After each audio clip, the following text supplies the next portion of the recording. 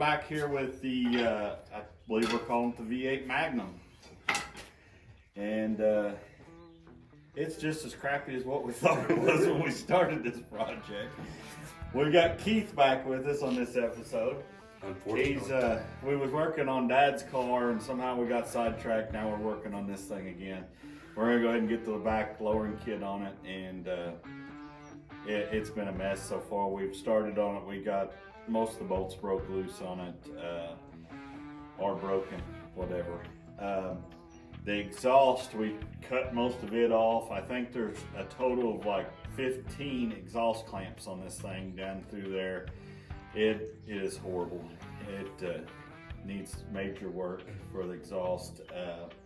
Shocks are pretty much rotted off of it. Everything on it's rusty and crusty and dirty, but if it was easy, anybody would be doing it. So we're gonna go ahead and if it was worth it, somebody would have done it before us. if it was worth it, somebody probably would have done it a long time ago. So we're gonna get in here, go ahead and finish up getting these lowering, doing an axle swap on it. We're actually got raised shackles to get it back up where the rear end's not hitting the frame.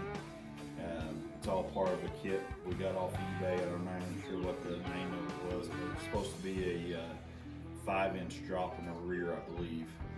And someone was nice enough to put a 2-inch raised block on it. So not only are we going to lower 5 inches, we're going to go ahead and take these out, which will give us another 2 inches of drop on this from where it was sitting before. So I expect probably major tire rub and all kinds of stuff happening, but this is where we're at. We cut the U-bolts out of it. We've got the new blocks and everything ready to go in, and we got one shackle on it. We're ready to go ahead and put the other shackle on it. And this is where we're talking about on the shackles.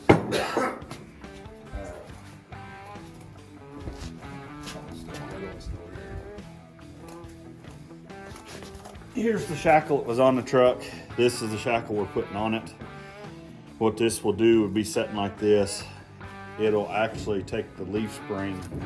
This leaf spring mounts here. This mounts into the mount. This is going to take the leaf spring and move it back down, which will raise the truck up. And that's because doing the axle flop on this with these leaf springs, the rear end housing would pretty much be setting on the frame rail. So this will give it the clearance it needs for the rear end to not hit the frame rail.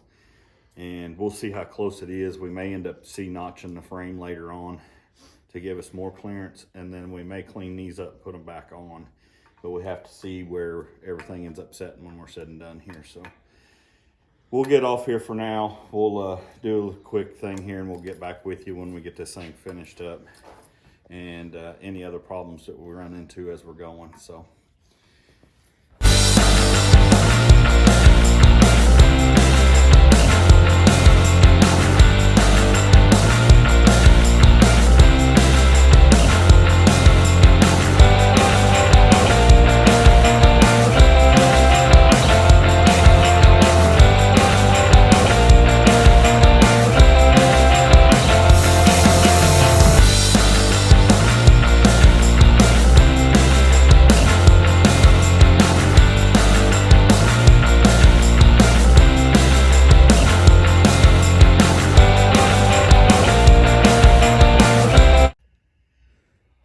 We got the lowering flip kit in. We got the new U-bolts.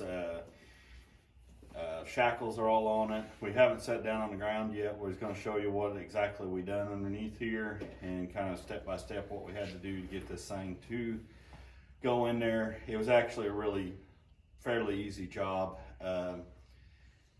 As rusty and crappy as this truck is, the bolts actually come loose on this end. The front end did not come apart near as good as this, but everything come apart good. Anyway, let's take a look what we got going on under here and show you what we done. This kit that we bought actually uses the original perch on it from the underside of the spring, and then it's got this block here which has tabs that come up and hook into the original spring perch, which will give you your pinion angle that you need, and then it gives you new hardware and everything for that. It was pretty basic kit. It actually works really good. Pretty happy with the way it went together. Never mind the rusty holy shocks there and the custom brake lines that we got going on there too. Like I said before, this thing is really bad. But there's the shackle back in the back. We put the shackle on it, that raised it back up. If not, we would have had basically no space in the frame here. So we'll go ahead and put the wheel on it here and drop it down on the ground real quick and show you all where it sets now. And we might get you a couple photos at the end to show you how it sits and what it looks like outside. But this is basically the kit and lowered where we want it. But we still got front end work we got to do. We got alignments got to be done on the front end. But right now, this is where we got to. We're going to go ahead and rebuild the whole front end. We found ball joints and a bunch of stuff.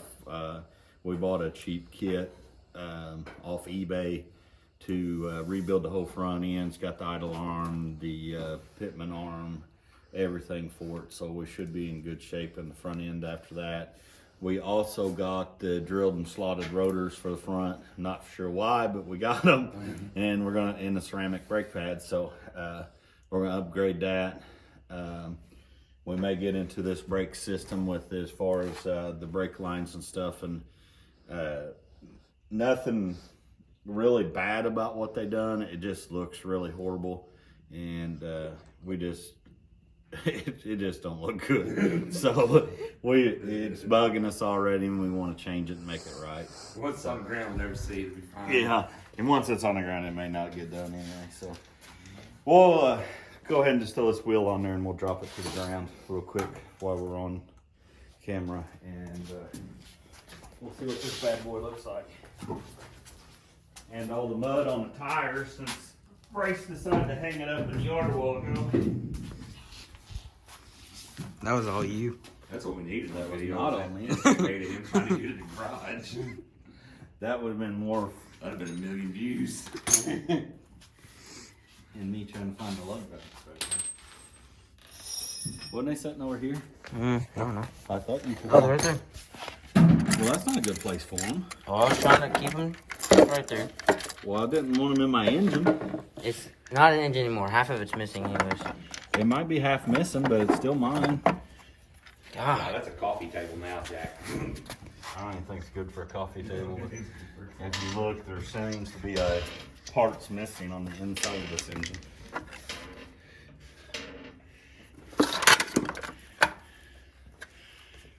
Oops.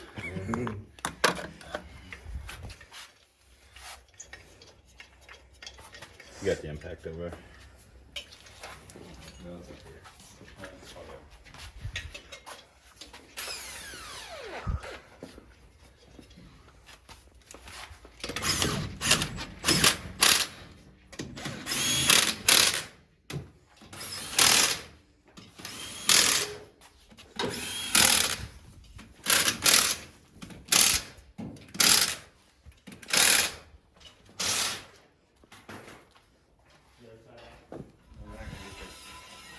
That one's out. I wasn't quite high enough yet. I know you were, because I just watched the angles in the truck. There's a race gonna be doing tomorrow.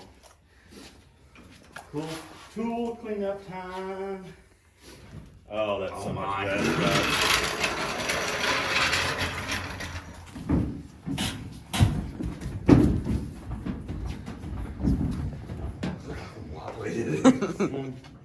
The shocks are excellent on this thing.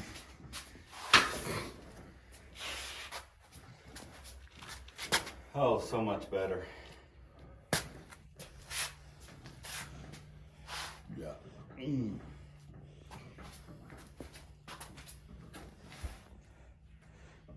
So, That's more. fuel in the fuel tank and the float flapping around. I guess it is. Or it could be the exhaust still wiggling up underneath of it because we got excellent exhaust. We got this as far as we're going with it tonight. Like I said, we're gonna get back in the front end and fix a few things and get it back and get alignment done on it. We did get a few things done to the car while we're out in the thing here with Dad's car. We went ahead and got the rear brake lines. We got everything drilled and ready to go on for the brakes. We had to, like I said, these brakes were set up for a drum brake style spindle. We had to put a disc brake spindle on it for the lowering. It's a 2-inch lower spindle on it, so we had to re-drill all the brake. Yeah, the flashlight is junk. But we had to re-drill all this and offset the calipers where we want them, where they wouldn't hit nothing while they're turning, and everything at the right height that we're running this car. So basically we're ready to go back together with all the front end now. We've got to make a spacer for the brake caliper mount to come out, and then we're gonna probably weld it onto this mount here. So as soon as we get that done, we'll be ready to go ahead and put the rest of the front end of this one together. And then we went through, Keith done this today, which I don't know if you can see or not right now. Oh, we don't have a light. Probably not. We got the rear brake lines run. We used all stainless steel with dash 3 ends on it. Speedway Motors provided the line and the flares and nuts. Had to use the rigid flare tool to flare all that out to the 37-degree flare. Not sure where Keith got these banjo to a dash 3 fitting. I think it's Summit. Okay, and I think they're actually at Earl's, if I remember right. they're stainless steel too. And then we're still waiting on the fitting, looking for the 1/4-inch flare to a dash 3 up here. Inline Tube was supposed to send it to us. They sent us a 3/8 to a dash 3. So we got one ordered and on the way, but we'll get that done next time. I've got to get a master cylinder mount plate painted, and then we can put the master cylinder on and we'll be ready to start bleeding brakes and stuff on it. So that's where we're at on this one for now. I believe that's going to be it for this car for a little bit. We've got to get it out of here, and the next episode you'll probably see will be the race car. We've got to get some work done. We're about 2 weeks away from our first race, and we've got all kinds of parts already stacked up under the bench ready for that car. We've got the new tires. We've got all kinds of goodies ready for it. And we've got to move shock mounts, put a different set of shocks on it. We're going to go to the Pro Bracket Radial this year and try to run them. Hopefully that will cure some of our down track tire shaking problems we was having. We're going to put the Viking shocks on the front of it. Double adjustable. They're the double adjustable Vikings. I've got AVCO on it now. No reason really other than price. These are Keith's shocks for his car, which is never going to get together, or at least not anytime in the next couple years. That was dirty. So I'm going to try to take these shocks. I stole them fair and square, so we're going to take these because they have a longer stroke. And we're looking for more travel in the front end of the car to help it keep it planted down track. So I'm going to field test his shocks for him, is what we're going to call this. And hopefully if everything works out right, I'll buy another set of Avcos and put on the front of it eventually. But this is just for the time being, because I am running out of money on this project here. So all the projects, all the projects, I'm running out of money. So anyway, that's where we're going. We will show you the race car on the next episode. It'll be up here, and we'll get started on what we're going to do with it. We're probably going to try to go to the racetrack a few times, maybe video some passes and stuff, and try to give you a breakdown on what we're doing, how we're doing. Keith's going to have his car out this year. He's got a couple classes he's wanting to run. It's kind of a heads up deal. I'm not sure if it'll really be competitive in it, but we're gonna give it a shot and see what happens. Just have some fun with it. The car hasn't really been raced in quite a few years, so it's time to really get it out and have some fun with it. So anyway, on the next episode, we'll show you what we got going with the race cars and where we're at with that stuff. So remember to like, subscribe, and comment. I want to hear everything that we're doing wrong, and it's a lot. I know a lot of the stuff that we're doing right now is not what everybody would say is proper, but I'm just showing you ways that we do stuff. And give us a name for the Magnum. Yes, if you feel free, come up with the name for the V8 Magnum, whatever you want to call it. It is what, I mean, you see what it is. You see what it is. So anyway, once again, like, subscribe, and comment. Now we've got it back on the ground. We hacked the exhaust off of it. It was in our way. It was rusty, falling off anyway. It sounded like poop before. Literally have new exhaust in the box. Yes, we got a catback system set right there for the truck. Now we've Hopefully got it's the gonna cat sound a lot board better, system. but right now it's basically straight pipes on it, and lots of holes everywhere. So what we're gonna do is start this thing up and let you listen to all the bald eagles in this thing. So here it goes.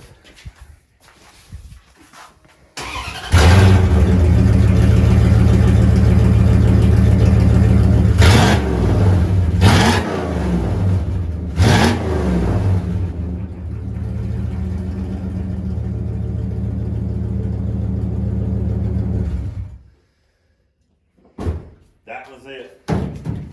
Oh, I know. Do not be intimidated by it, because it's all whopping 180 horsepower shot or whatever. So anyway, we was going to add that onto the video.